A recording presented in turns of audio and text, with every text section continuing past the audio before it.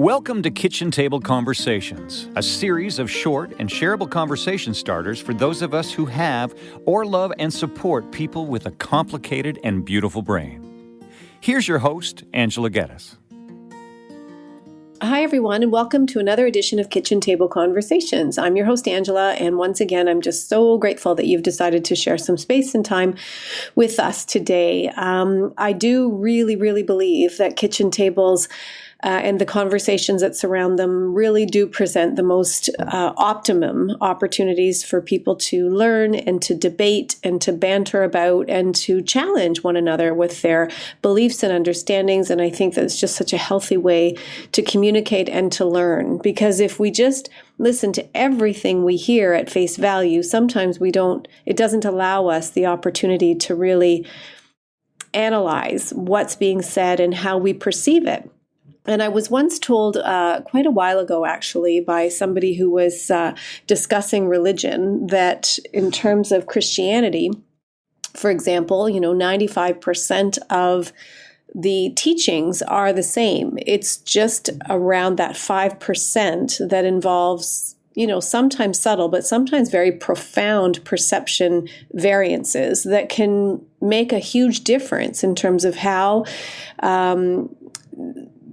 social norms and rules and values are operationalized, so to speak.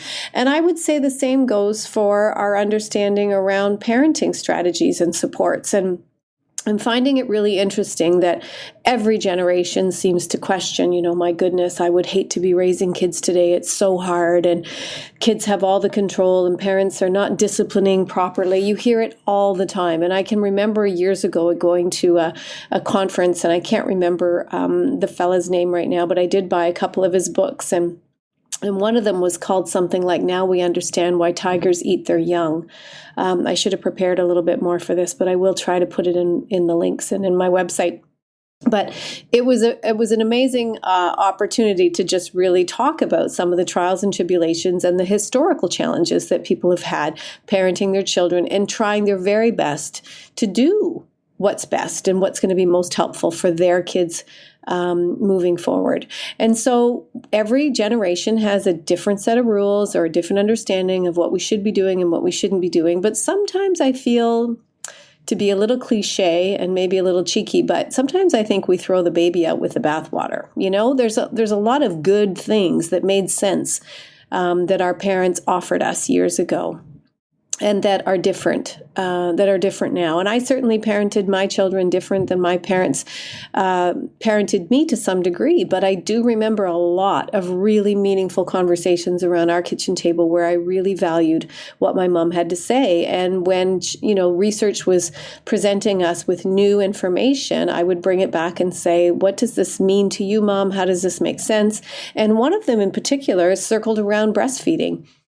And I know for a fact now that breastfeeding is absolutely best. And I knew then, I listened to the research and I believed that it was best for baby. There was enough information out there telling us that was going to put our babies on the best foot, which it made sense. It was natural. It was the way it was supposed to be.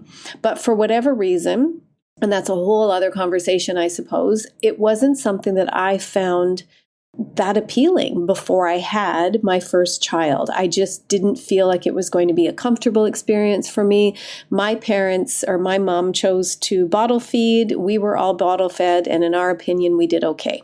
So I was just thinking that could be, maybe my opportunity, but I was really struck by the research, and I was feeling already guilty about even not thinking that it should be something that I do.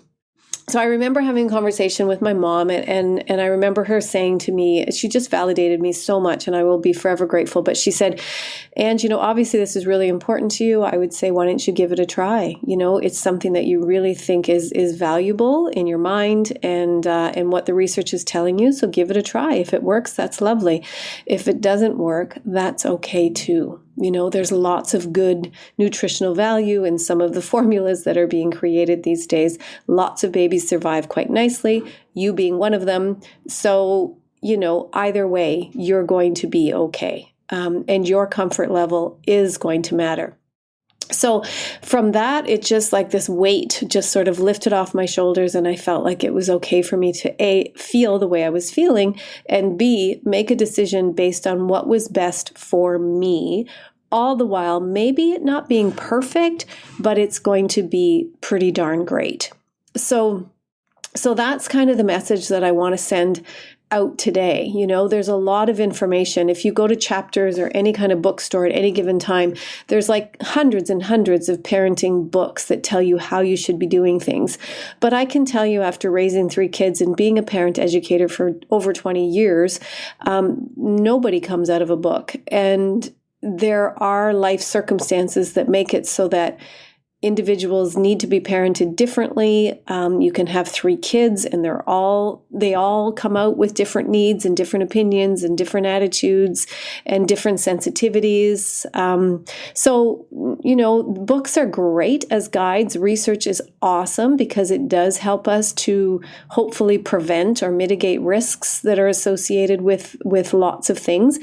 But we also have to remember that sometimes when we mitigate so much for risk, we compromise other areas of people's lives. So, for example, you know, you can't play street hockey anymore in many communities. Well, yeah, okay, so we are saving the odd accident.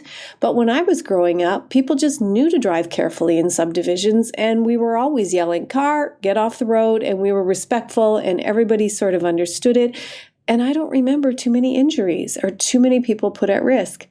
Now we're definitely saving traffic jams and making sure that people are not at risk of being hit, but people aren't playing. And the, you know, the municipality, I just heard on the news the other day where people are suggesting, well, they should be signing up for, you know, regulated and community-based opportunities and activities. Well, there's not enough, and you don't get good at playing hockey by going to practice twice a week and playing in regular league.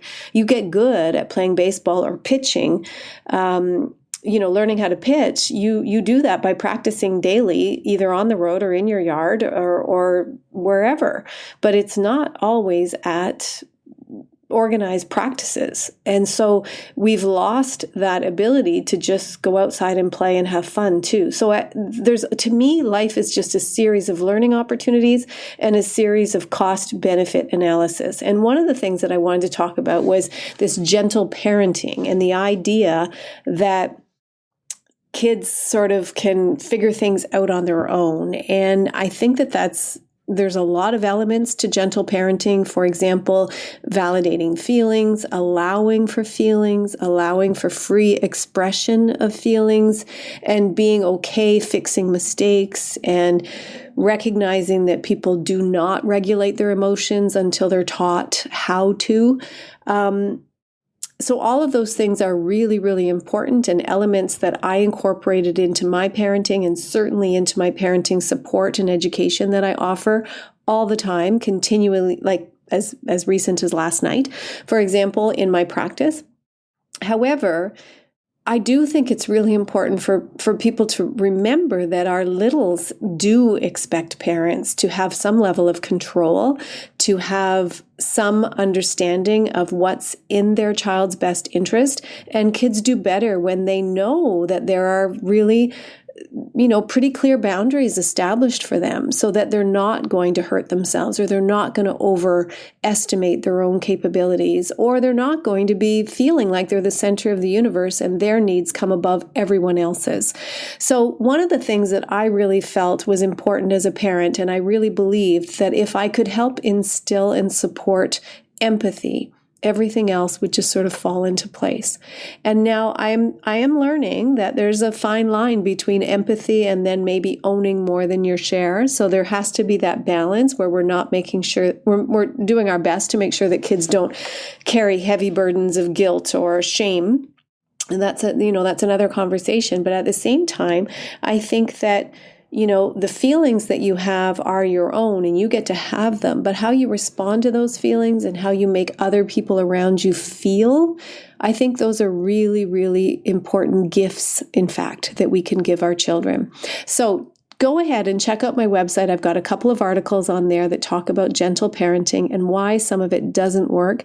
And then other suggestions around how do we, mitigate risk, but yet still provide opportunities for our kids to learn and to be exposed to natural consequences and the odd bump and bruise and even broken bone.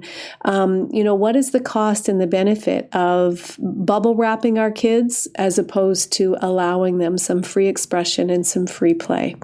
So there'll be some other discussions in the next podcasts around how to make sure that we nurture things like executive functioning and concentration and follow through. And again, that affect regulation.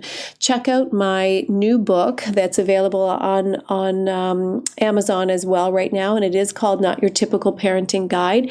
It is written for parents of kids and adults who experience some puzzling symptoms that are often associated with conditions like ADHD or autism or fetal alcohol spectrum disorder, or just kids who are highly dysregulated and really on the go.